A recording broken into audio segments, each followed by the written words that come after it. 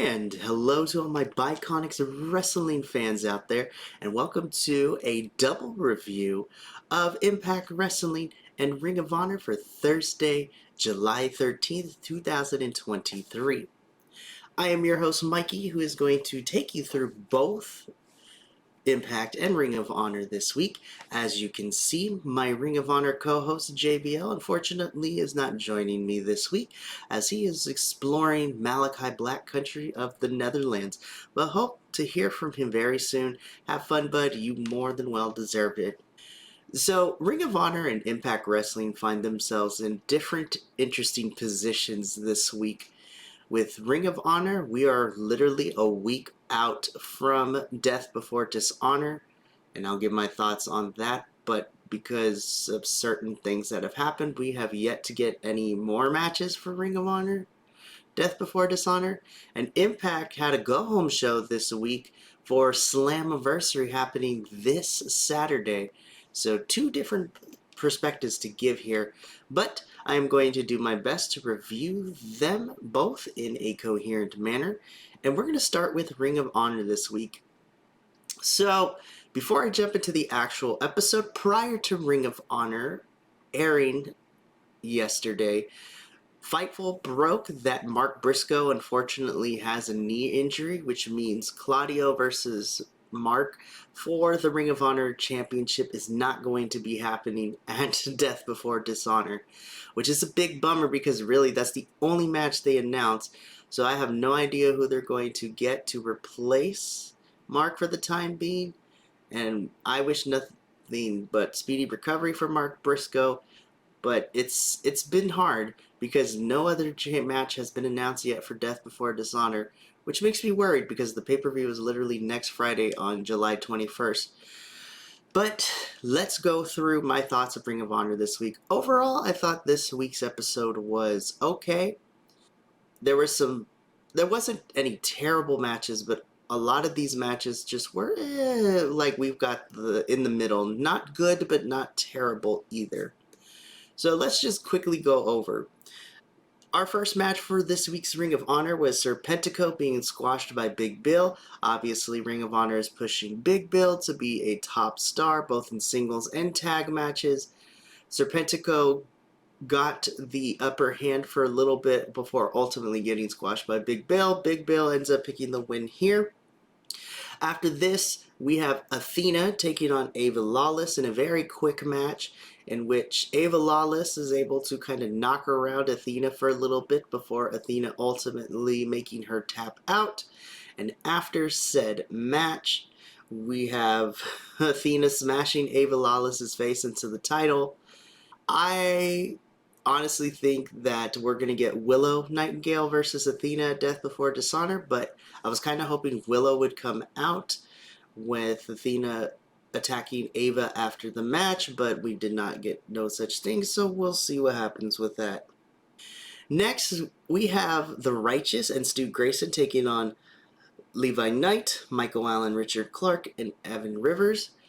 Ultimately, this match sets up to further the storyline between The Righteous and Stu and his dissension with the Dark Order, as halfway through the match, Evil Uno comes out in a chair and watches the match.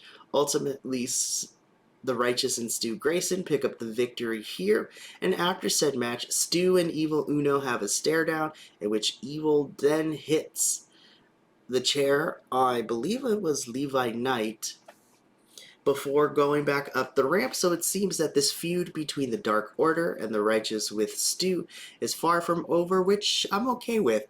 I felt kind of 2 weeks ago, or actually last week, I felt that, I was a little disappointed that we got the match for this, but it seems that we're going to continue this feud, which I'm here for. We get a backstage promo really quickly with Matt Sydal, who picks his partners for the main event of this week's Ring of Honor episode for the 6-man tag team championships. Matt Sydal picks Christopher Daniels and Darius Martin, and I'm like, okay, cool. I'm excited, don't get me wrong, but we'll talk about it in a little bit. After that, our next match saw our second women's match AEW, you need to take notes on this. But we have a returning legit Layla Hirsch in her first singles competition, taking on Bambi Hall.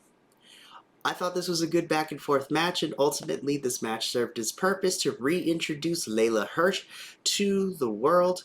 I like her theme a little bit, and hopefully down the line we get Athena versus Layla, because that match is going to be really, really good, and I'm really excited for that one.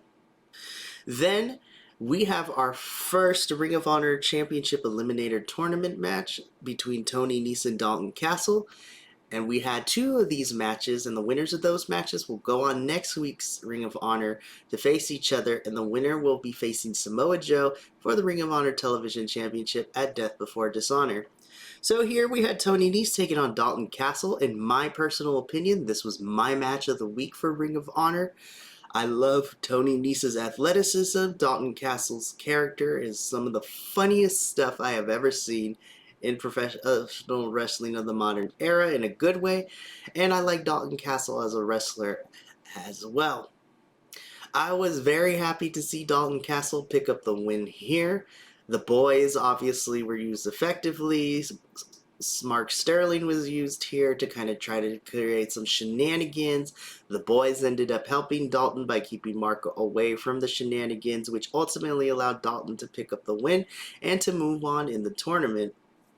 Then we had our second eliminator match, which saw Shane Taylor of Shane Taylor Productions taking on Captain Sean Dean of the Infantry.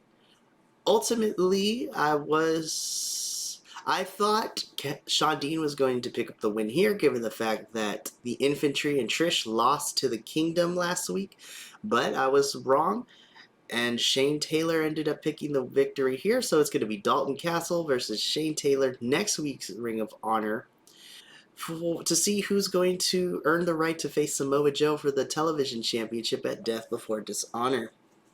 Next, we got, I don't want to say a squash match, but I knew who was going to win this one based on who we had. We had the boys taking on the Kingdom.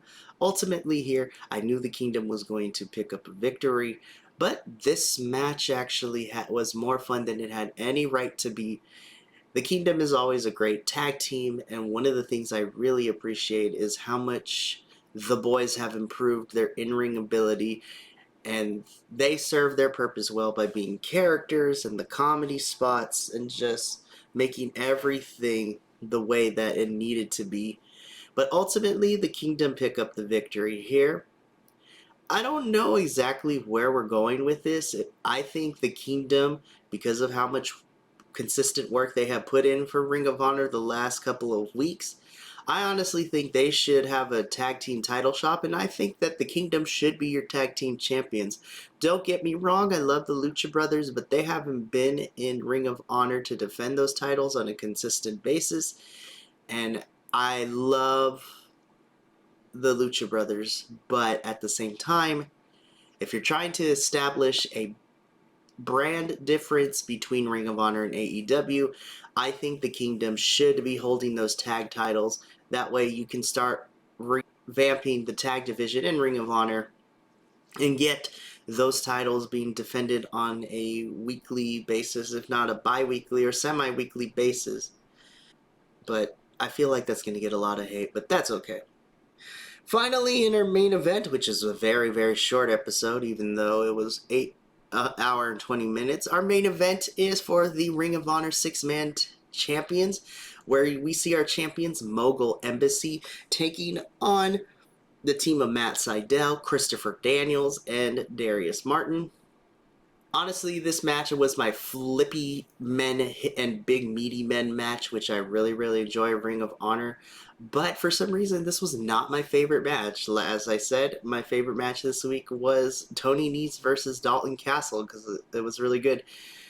Matt Sydal is so much fun to watch. And then, of course, Christopher Daniels does an excellent job of being the veteran in this match. Darius Martin is your young high flyer. Brian Cage, I love seeing more of his character and his bit, like, just beyond I'm a big guy. Matt and Brian had really, really good back and forth chemistry.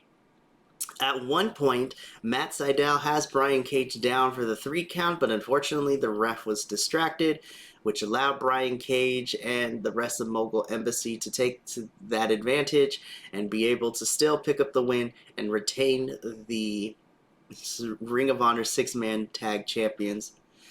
I know the Ring of Honor review was very short this week, but it's really tough because, like I said, all the matches this week were fine. There was nothing extraordinary, but there was also nothing really bad either. But the biggest problem that Ring of Honor is having right now is you told us 2 weeks ago or 3 weeks ago that we have authority figures now. And for a while, they were on television, but the last week or two, they have been MIA. So I'm wondering what is happening. And then on top of that, too, you literally have Death Before Dishonor. You have the pay-per-view. Oh, literally next Friday, July 21st, and you only have one match announced, which was Mark Briscoe versus Claudio Castagnoli for the Ring of Honor Championship. But that match is going to get changed because Mark is out on injury now because of a knee injury. So you have no women's championship match set up, which is probably going to be Athena versus Willow, which that's going to slap. But I think you should have progressed the storyline out, and I think Athena versus Kiera Hogan in that street fight match should have been at the pay-per-view. You should have spaced it out, but it is what it is. No mention of who's going to be facing Katsuyori Shibata for the Ring of Honor's Pure Championship. We have this quick 4-person bracket to determine who's going to face Samoa Joe for the Television Championship. We don't know if the 6-man is going to be defended at Death Before Dishonor. We don't know if the tag championships are going to be defended at Death Before Dishonor. I know Ring of Honor is trying to build itself up with a credible roster, but they're struggling really, really bad. And I love that Ring of Honor is back, but just like its sister company AEW, the problem that is that the matches are great. It's just the storylines and the building of the roster is really, really non-existent right now. And it's kind of tough where Ring of Honor has put themselves in the WWE corner, as they said, where you literally have a week before the pay-per-view. So now you're going to, and I have the feeling this is going to happen, we're either going to get the majority of the matches announced at next week's Ring of Honor taping, so the weekly show we get those, or throughout the week we will be told leading into Death Before Dishonor what's on the card. And I will support and love Ring of Honor because I am happy that it's back, but they need to change because after Death Before Dishonor, the next pay-per-view for Ring of Honor, if I am correct, is Final Battle, which takes place towards the end of the year. And the matches that I thought would be built towards Death Before Dishonor either have happened already or they haven't even been built yet. I know Death Before Dishonor is going to be a good show. I just want them to take this period to start building more storylines for Ring of Honor and have them consistently on television because the wrestling is great. I just need the storylines to exist and there. My final grade for this week's Ring of Honor is going to be I'll give it a 2.5, 3 out of 5 for me. Like I said, nothing too extraordinary, but nothing that was god-awful either. The wrestling was solid, and I definitely enjoyed it. I just need everything else to kind of catch up with that. So storylines, building feuds, having a consistent roster of, okay, these people are Ring of Honor specific people. But I think over time they will. And I'm going to enjoy Death Before Dishonor next Friday, but I hope after that Ring of Honor takes a look of everything that's going on and their testing period between that and Final Battle around November or December. I hope they take the time to figure out what needs to be done. But that is going to conclude our Ring of Honor review this week.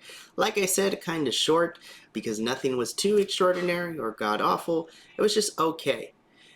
But that is going to be it. But don't go nowhere. Grab a snack and come right back as we will jump into our Impact review very soon. But until then, see you in a bit.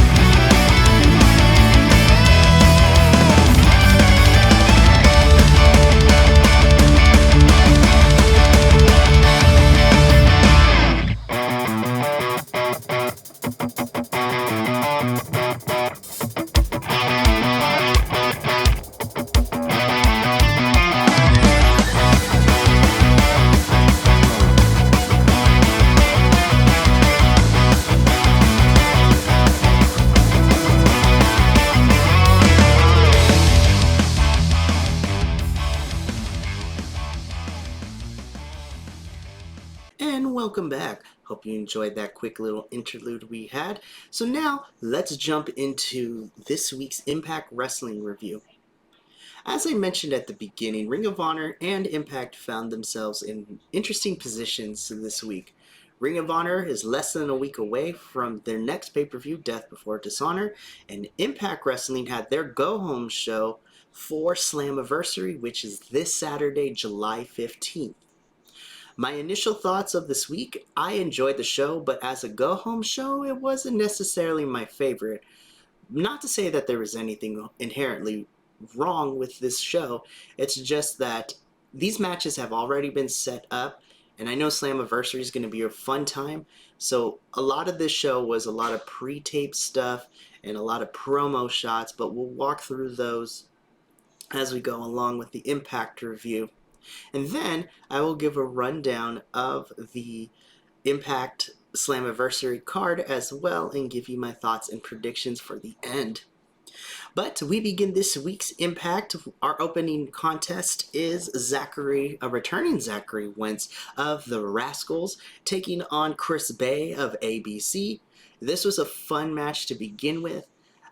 Now, Zachary Wentz, if you are not familiar, is formerly known as he was with Wesley in NXT, and they made up the tag team of MSK, but was let go due to some things that were happening in his personal life, and he's been wrestling on the independent scene, but now he's back in Impact, teaming up with his Rascal teammate Trey Miguel, and honestly, I'm happy to see Zachary Wentz back. This opening match I thought was really good. I think Chris Bay is a star. Zachary Wentz definitely had some ring rust a little bit because there were some charts that were clunky, but I thought this was great. Ultimately, thanks to a distraction from Trey Miguel, allowed Wentz to pick up the victory over Chris Bay, giving him his win on his in-ring return to Impact.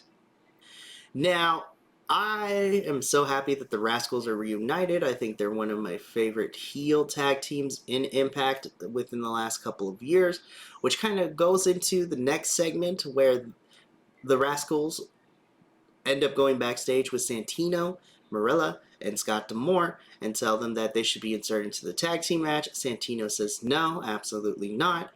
The Rascals say you're going to regret that. I'm glad that they're not being entered in this because I think the Rascals can wait to have a tag team championship opportunity, because I feel that if they're inserted into the Slammiversary Fatal 4-Way as it is, honestly they should win, so that way we can shake up the tag team division, but that was neither here nor there.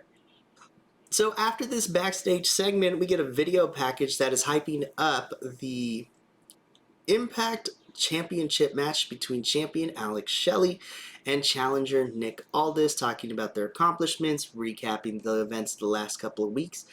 I love both of these men. I'm excited to see what happens with this match. And ultimately, this episode was a lot of promo-heavy stuff and pre-tape matches, so this should be fun.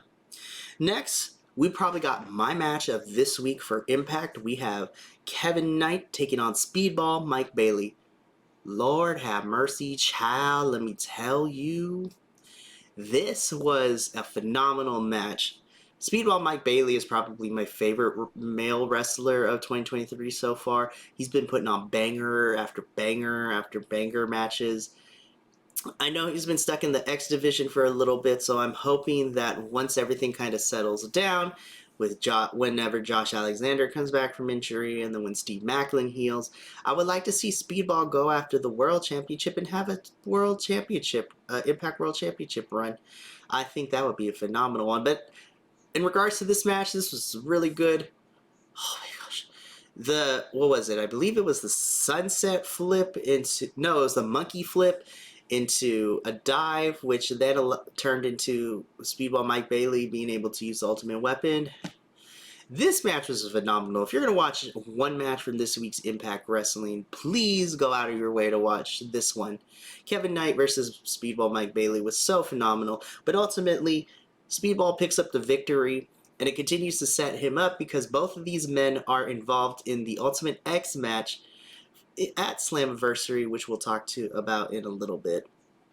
Next, we got a vignette of my new favorite women's knockout tag team of Impact. We have Masha Slamovich and Killer Kelly. Ooh, I feel sorry for the Coven because those girls are gonna beat that ass. Masha Slamovich and Killer Kelly basically call out the Coven and tell them that the girls need to be worried because they don't fear the supernatural. They defy fate, and that they're coming for the Knockouts Tag Team Championships. I'm hyped for this match. I shouldn't be. I don't know why I am, but I'm excited. And ultimately, I love the Coven, but I hope Masha and Killer Kelly take those titles at Slammiversary because I'm ready to see this story unfold for them. It's going to be a good time. Before the next match started, we had Impact Digital Media Champion Joe Hendry come out to cut a promo against his opponent Kenny King, who he will be facing for the Digital Impact Media Championship at Slammiversary, and basically, continuing on with the gimmick of Stripper Kenny, which was hilarious because then Kenny King comes out and he's still wearing his hoodie. He refuses to take it off, so he's competing in this match with the hoodie on. It's the little bits of silliness that I really enjoy with professional wrestling. But our next match sets up after this promo. We have Joe Hendry teaming up with Yuya Uemura, taking on Kenny King and Sheldon John. Ultimately, because of the shenanigans and the audience chanting Stripper Kenny, Kenny, towards the ends of this match, leaves Sheldon high and dry, which allows Joe Hendry and Yuya to pick up the win here, ultimately solidifying both Yuya and Joe Hendry. I know people have an issue when it comes to the silliness of wrestling, but I thoroughly enjoy the silliness. And Stripper Kenny and Joe Hendry, I hope this feud doesn't end at Slammiversary. I hope we continue with it for a little bit. I thought Dirty Dango was going to be the next challenger for Joe Hendry, but it seems that he's going to be busy with Santino for a bit, which is fine. But ultimately, Kenny King, I think, is a phenomenal wrestler, and him being thrown into the silliness of is really fun. And I'm actually really excited for this match at Slammiversary to see what happens. Next, we get a video vignette that kind of goes hand in hand with each other. First, we get a quick promo from Lio Rush, who states that he's come to Impact Wrestling to become X Division champion, and he's going to make his mark. And it just happens that Chris Sabin is going, unfortunately, in the way, so he's going to need to get out of the way so Leo can achieve greatness, which then leads into a backstage interview with your X Division champion, Chris Sabin, who tells that, yes, Leo, you are charismatic, you are young, but I am 9-time champion, and you better not underestimate the caliber of a challenge ahead of you. I know the build up to this X Division Championship match was kind of less than about a week, but honestly, it's okay. Lio Rush is a phenomenal wrestler. Chris Sabin is phenomenal. I'm excited to see where this match happens, and this is going to be a really, really fun time. After we got this back and forth promo between Lio Rush and Chris Sabin, our next match saw Moose and Brian Myers taking on Sami Callihan and Rich Swann. These two teams are involved in the Fatal 4-Way for the Impact Tag Team Championships. I thought this was a fun match. I love seeing Sami Callihan and Rich Swann back together again as a team. And obviously Moose and Brian Myers as a team kind of reuniting as well is great. Ultimately, Rich and Sami technically had this match won, but through some shenanigans, Brian Myers was able to pull the most devastating move, the surprise roll-up, to give Moose and Brian Myers the win, ultimately giving them momentum into this fatal four-way heading into Slammiversary. I think this match served its purpose. A lot of the go-home shows for Impact I've noticed in the last couple of pay-per-views, you usually see all the contestants involved in some matches or in one shape or form in order to do it. Ultimately, this match serves as its purpose, and unfortunately, my booking brain is with Brian Myers and Moose picking up the win here. I don't think they're going to win the tag titles at Slammiversary on Saturday. However, I do believe that ABC will retain, but to get into that in a little bit. But ultimately, this match was still pretty fun. And then promptly after this match, we got a promo from the fourth and final team that's going to be involved in that fatal four-way, which is Subculture. And let me tell you, if anybody here watches the 5 people that watch NXT UK, Subculture made up of Mark Andrews, Flash Webster Morgan, and Danny Luna, were one of my favorite factions towards the tail end of NXT UK, and to see them on Impact is great. Oh my goodness, their match at Under Siege was so good against ABC. I really enjoyed it, and I'm happy to see them back. I hope Impact signs Subculture, because I think not only does it add a new tag team for the men's tag division, but Danny Luna as a knockout would be such a phenomenal talent. But ultimately, Subculture's promo basically states that they're here in Impact to win those tag titles, and they're here to do it for all the subcultures, the weirdos, the losers, like the not normal people of the world. Again, I love the idea of Subculture kind of taking influence from the punk rock UK scene, I don't fit in, but I'm not going to trash things kind of vibe going on. I'm really excited for this fatal four-way. But ultimately, Subculture is here to win. I don't think they are, but I hope to see them more around, and this promo served its purpose. Speaking of promos, we got another one, this time from Angels, who is going to be participating in the Ultimate X match. And he basically, in his promo, states that for the last couple of months here in Impact, he's kind of had his wings clipped a little bit. He lets Diener and the design kind of hold him down a little bit, but now that he's reevaluated and that he's on his own, he can be able to allow himself to fly, and that at Slammiversary you're going to see him fly high and be the winner of the Ultimate X match. I like seeing Angels become a face. If you're not familiar with Angels' work, he was part of the Dark Order in AEW, and then he came to Impact at the beginning of this year. Him and Khan teamed up with Diener to create the design. They had a pretty cool feud with Sami Callihan in that storyline, but it's nice to see Angels finally be pushed as a single star, because I think he's great. He has a good mixture of technical wrestling and high-flying spots, which I think works in the X division for Impact, but we'll see what happens. Then, of course, before we get to our main event for this week's Impact, we had our commentators run down the card for Slammiversary, and I will get into more detail of that towards the end of this review. But after they ran down Slammiversary, we had our main event, which saw Impact Knockouts champion Deonna Purrazzo hold her open challenge to any knockout in Impact. And who should answer the call but Impact's Jody Threat? So in our main event, it is Deonna Purrazzo defending the Knockouts Championship against Jody Threat in a hard-hitting and technical match. At first, on paper, I wasn't sure exactly how to feel about this match because I didn't know how the different styles would clash. Deonna is more of a mat-to-mat technical wrestler, and Jody Threat is more of kind of a strong style where heavy hits and power moves, but both of these women did an incredible job of mixing their styles together and making a fairly fun match to watch.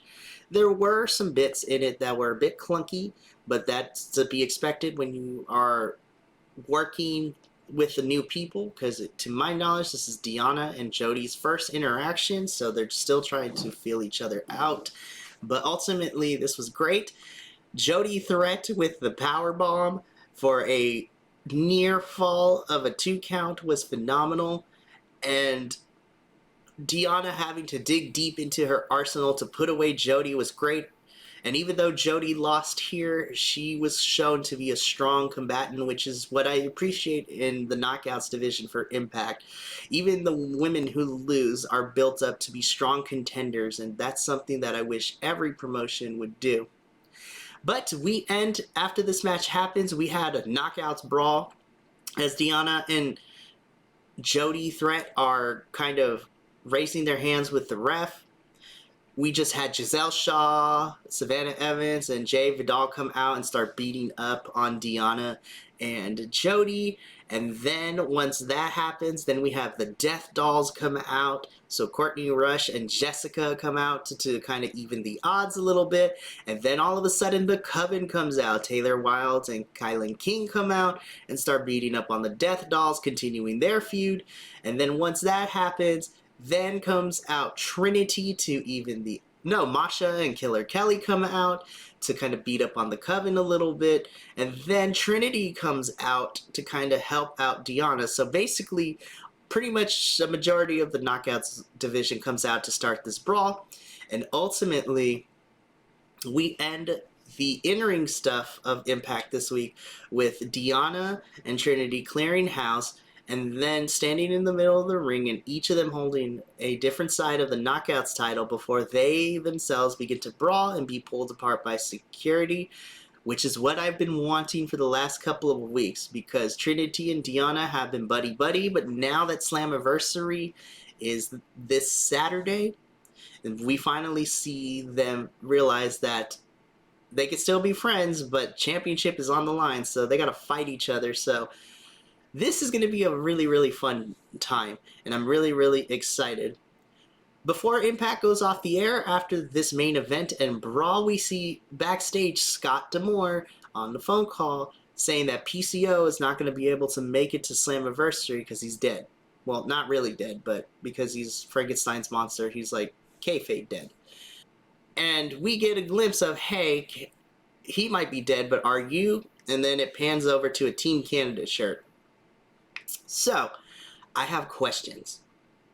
I'm wondering who's going to be teaming up with Scott D'Amore in his match against Bully Ray and Diener, which, by the way, as a side note, this match was originally Bully Ray and Steve Macklin versus Scott D'Amore and PCO, but unfortunately, Steve Macklin injured himself while they were down in Australia, so I'm hoping it's not a serious injury, because with Steve and Josh Alexander out of the picture, it's really tough right now for the World Championship division scene.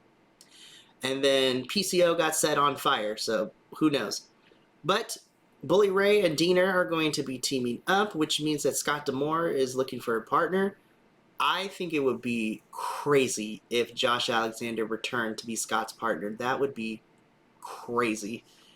But then I'm thinking about the rest of Team Canada. It's not going to be Ethan Page because he signed with AEW.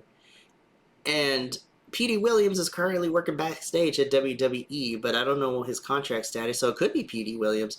But ultimately, this is going to be an interesting match. Now, that concludes the go-home show for Impact, but before we sign off, as mentioned at the top of this Impact review, this Saturday, July 15th, is Impact's Slammiversary pay-per-view. So this is considered one of Impact's Big Four pay-per-views. So their Big Four is... So Impact's Big Four would be considered Slammiversary, Bound for Glory, Rebellion, and then the pay-per-view that they normally have at the beginning of the year. Oh my goodness, what is it? Oh my goodness, what is it? That's crazy. Anyways, so Slammiversary is considered their Big Four pay-per-view. And honestly, I love Impact's Big Four pay-per-views because they're always telling great stories and things like that, and it's a great time. Let's see. So, Big Four pay-per-views for Impact. Ah, here we go. Hard to Kill. That's the one at the beginning of the year. So, Hard to Kill, Rebellion, Slammiversary, and Bound for Glory tend to be Impact's big pay-per-views. They're big four, so to speak. And Slammiversary is the third one, since it happens usually around the summer, which is going to lead us into the next couple of weeks as we head to Bound for Glory in October. But, as mentioned, let's run down this card, and I will give my predictions for Slammiversary. So, on Countdown to Slammiversary, which is Impact's pre-show, we have two matches. We see Joe Hendry defending the Impact Digital Media Championship against Kenny King. My prediction is that Joe Hendry is going to retain that title, and I hope the feud between him and Kenny King continues on. And then the second pre-show match, we have Jody Threat teaming up with the Death Dolls, taking on the Shantaraj, which is Giselle Shaw, Savannah Evans, and Jay Vidal in a 6-person match. I wouldn't be surprised if the Shantaraj wins here, but I'm going to pick the Shantaraj to win here. Well, actually, no, I take that back. I think Jody and the Death Dolls are going to win here because it is in Canada and Jody is a fellow Canadian, and so you want the crowd to go home happy. So I'm gonna stick with Jody Threat and the Death Dolls winning. All right, so then we get to the main card. We have the Ultimate X match where the winner will get a future X Division Championship match, and we have Jonathan Gresham, Speedball Mike Bailey, Kevin Knight, Angels, and Kushida. This one's tough because all of these men are phenomenal. I think that Speedball Mike Bailey will probably be the winner here. I can also see Jonathan Gresham. Honestly, it's between those two. My dark horse would be Angels. But ultimately, I'm going to pick Speedball Mike Bailey here to win this one. I'm going to say Speedball Mike Bailey wins this one and becomes the #1 contender for the X Division Championship. For the Impact Knockouts Tag Team Championships, we have The Coven, which is Taylor Wilde and Kylan King, taking on challengers Killer Kelly and Masha Slamovich. I'm going to pick Killer Kelly and Masha Slamovich. I think those two should have a run, but I can also see The Coven retaining here, but I'm going to go with Killer Kelly and Masha Slamovich to become new Knockouts champions. Next, we have Eddie Edwards taking on Frankie Kazarian in just a standard singles match. They got no mention this week on Impact now that I think about it, which is kind of crazy. But I'm going to say Frankie Kazarian picks up the win here, and I think we're going to get one more match between these two, honestly. So I'm going to say Frankie Kazarian. Next, in a fatal four-way for the Impact Tag Champions, we have champions ABC, which is Ace Austin and Chris Bay, taking on the teams of Brian Myers and Moose, Rich Swann and Sami Callihan, and Soul Culture, which is Mark Andrews, and Flash Morgan Webster. I'm going to say ABC retains here, and ultimately, I think that I think post-match, we're going to get the Rascals coming out and beating down the champions, which is going to set up ABC versus the Rascals at some point. So I'm going to say ABC retains here. And I love ABC as champions, but I'm ready for Rascals to take it so that way we could shake up the divisions and have ABC be the challengers and to chase them for a little bit, which I think would be a fun feud. Next, we have for the Impact X Division champion, we have Chris Sabin defending the title against Leo Rush. I think this is going to be a phenomenal match. I could see Leo taking the title, but I think they're going to let Chris hang on to it a little bit, so I'm going to pick Chris Sabin to retain here. And it was announced yesterday that we have our main event, so the semi-main event is actually going to be Alex Shelley versus Nick Aldis for the Impact World Championship. This one's tough. Nick Aldis is a big-time player, and I could see them giving it the title, but I also see Impact letting Shelley run with it. So I think we're going to get a rematch at Bound for Glory between these two. So I think Alex Shelley is going to retain the title here. And in your main event, as it was announced with Impact, we're going, for the first time in Slammiversary history, The main event is for the Impact Knockouts World Championship with Deonna Purrazzo defending the title against challenger Trinity. I think this match is going to be really good. As much as I love Trinity and I love seeing her back wrestling, I think Deonna is going to retain the title here. I don't think this feud is over between these two, and we probably might get another rematch at Bound for Glory down the line.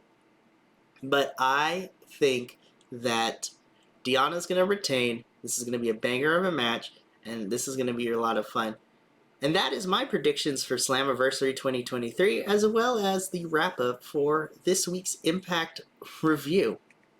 Make sure that you stay tuned for the week, as us Bi-Conics boys are going to be watching Slammiversary, and you will get to see our live reactions to all that. Well, I say live, but it's going to be an edited video uploaded, but it'll be fine, I promise you. It's going to be a good time. But that is going to conclude this week's Ring of Honor and Impact Wrestling reviews. There will be no Impact review next week, as I will be out of town. And probably no Ring of Honor review, since both me and JVL are out of town for a little bit. But make sure that you continue to like, share, and subscribe all of our videos. We are reviewing pretty much every weekly wrestling TV show. Go check out our Dynamite review, where me and the professor talked about how Jack Perry and Hook is not our favorite feud, and how we're excited for Blood and Guts and all the shenanigans that went down this week. We also have our other teams reviewing all the other weekly shows, so make sure to go check those out. Make sure to also follow us on the social medias to see all the shenanigans we get up to and the behind the scenes stuff. But that is going to be it for this week's Ring of Honor Impact review. As always, thank you for tuning in, and until next time, adios and sayonara.